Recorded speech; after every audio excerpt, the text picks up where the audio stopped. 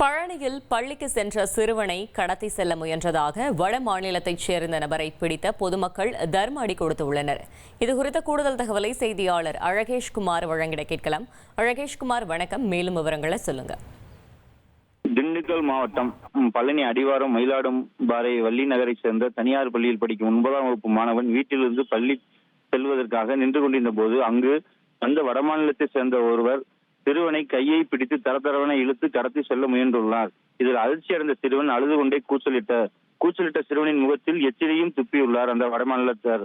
பின்னர் சிறுவனின் அலற சத்தத்தை கேட்டு அங்கிருந்த பொதுமக்கள் அந்த சிறுவனை மீட்ட முயன்ற போது பெண்களையும் தள்ளிவிட்டு சென்றார்.